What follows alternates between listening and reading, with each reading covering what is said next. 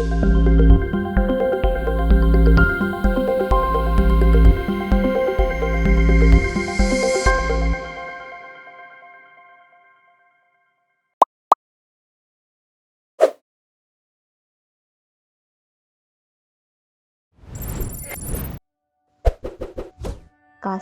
anggaran adalah pengelompokan anggaran belanja negara dalam rangka penyusunan anggaran pendapatan dan belanja negara. Klasifikasi anggaran terbagi menjadi 3 jenis, yaitu klasifikasi organisasi adalah pengelompokan anggaran belanja negara berdasarkan struktur organisasi kementerian atau lembaga dan bendahara umum negara. Klasifikasi fungsi adalah pengelompokan anggaran belanja negara berdasarkan fungsi-fungsi pemerintahan yang dilaksanakan oleh kementerian atau lembaga dan bendahara umum negara. Sedangkan klasifikasi jenis belanja adalah pengelompokan anggaran belanja negara berdasarkan jenis belanja pada kementerian atau lembaga dan bendahara umum negara. Berikut merupakan klasifikasi anggaran menurut jenis belanja dan kegunaannya. Pertama, belanja pegawai untuk membayar gaji dan tunjangan. Kedua, belanja barang untuk menampung pembelian barang dan atau jasa yang telah dipakai. Ketiga, belanja modal untuk pembayaran perolehan aset tetap dan atau aset lainnya. Keempat, bunga untuk membayar kewajiban dari utang. Kelima, subsidi diberikan pemerintah kepada perusahaan negara atau pihak ketiga lainnya yang memproduksi, menjual barang dan atau jasa. Keenam, hibah untuk membayar transfer yang sifatnya tidak wajib dari pemerintah kepada organisasi pemerintah di bawahnya atau organisasi internasional. Ketujuh, bantuan sosial untuk melindungi masyarakat guna melindungi dari kemungkinan terjadinya resiko sosial. Terakhir, belanja lain-lain untuk pengeluaran yang tidak dapat diklasifikasikan di atas serta bersifat mendesak dan tidak dapat diduga sebelumnya. Struktur perencanaan dan penganggaran terbagi menjadi 7 macam, yaitu: pertama, dana bagi hasil adalah dana yang dialokasikan dalam anggaran pendapatan dan belanja negara kepada daerah berdasarkan angka persentase tertentu dari pendapatan negara untuk mendanai kebutuhan daerah dalam rangka pelaksanaan desentralisasi.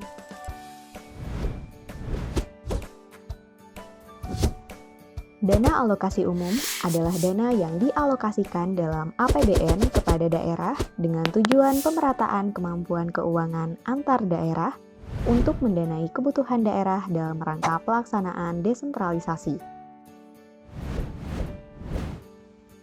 Dana alokasi khusus fisik adalah dana yang dialokasikan dalam APBN kepada daerah tertentu dengan tujuan untuk membantu mendanai kegiatan khusus fisik yang merupakan urusan daerah dan sesuai dengan prioritas nasional. Dana otonomi khusus adalah dana yang dialokasikan dalam APBN untuk membiayai pelaksanaan otonomi khusus suatu daerah, sebagaimana ditetapkan dalam Undang-Undang Nomor 35 Tahun 2008 tentang penetapan peraturan pemerintah.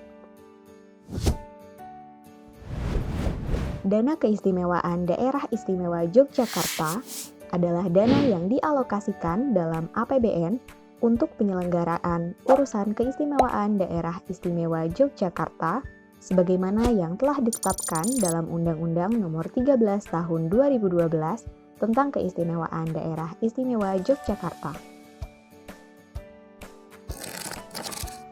Dana insentif daerah adalah dana yang dialokasikan dalam APBN kepada daerah tertentu berdasarkan kriteria tertentu dengan tujuan untuk memberikan penghargaan atas pencapaian kinerja tertentu.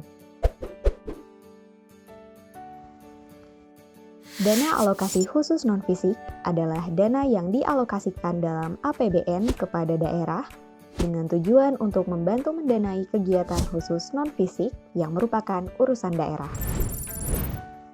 Proses pemrograman dan penganggaran Peraturan Pemerintah Nomor 17 Tahun 2017 tentang sinkronisasi proses perencanaan dan penganggaran pembangunan nasional.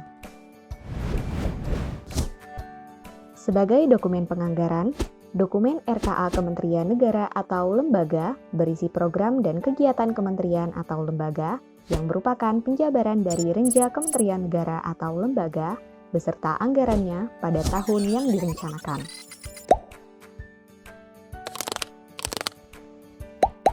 DIPA adalah dokumen pelaksanaan anggaran yang disusun oleh PA atau KPA.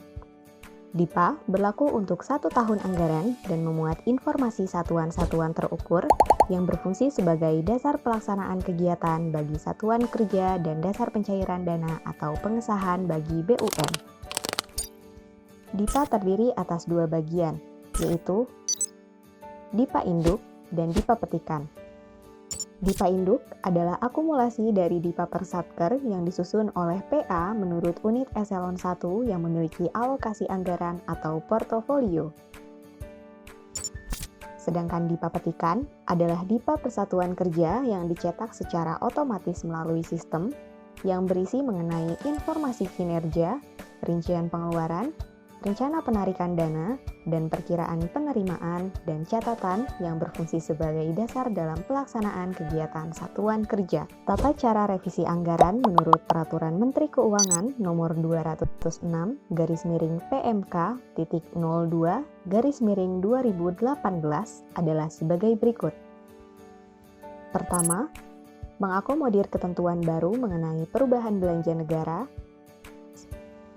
Kedua, menampung arahan pimpinan dan telah disesuaikan dengan kebijakan penganggaran terkini. Ketiga, menyempurnakan pembagian kewenangan antara DJA dan DJPB dalam memproses usul revisi anggaran.